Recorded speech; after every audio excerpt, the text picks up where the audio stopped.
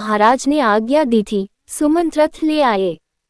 राम, सीता और लक्ष्मण ने वहां पर उपस्थित परिजनों तथा जनसमुदाय का यथोचित अभिवादन किया और रथ पर बैठकर चलने को उद्यत हुए।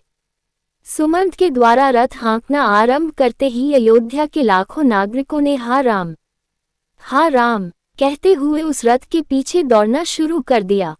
जब रथ की गति तेज हो गई और निवासी रथ के साथ साथ दौड़ पाने में असमर्थ हो गए तो वे उच्च स्वर में कहने लगे, रथ रोको, हम राम के दर्शन करना चाहते हैं।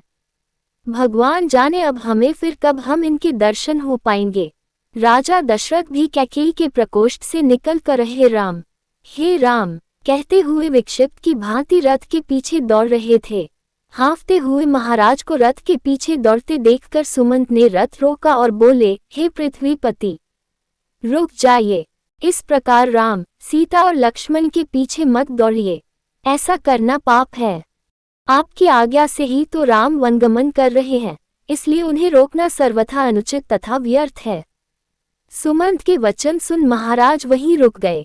रथ तीव्र गति से आगे बढ़ गया किंतु प्रजाजन रोते बिलखते उसके पीछे ही दौड़ते रहे। चित्रलिखित से खड़े महाराज उस रथ को तब तक एकटक निहारते रहे जब तक रथ की धूलि दृष्टिगत होती रही।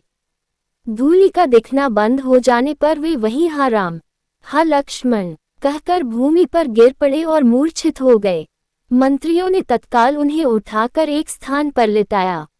मूर्छा भंग होने पर मृतप्राय से महाराज अस्फुट स्वर में कहने लगे, संपूर्ण ब्रह्मांड में मैं सबसे बड़ा अभागा व्यक्ति हूँ जिसके दो पुत्र एक साथ वृद्ध पिता को बिलखता छोड़कर वन को चले गए।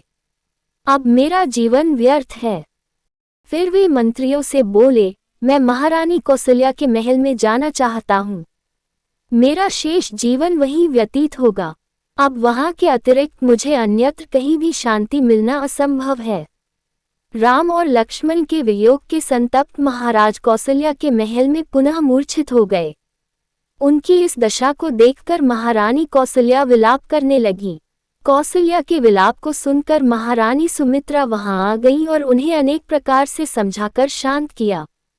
फिर दोनों रानियां महाराज दशरथ की मूर्छा दूर करने का प्रयास करने लगीं।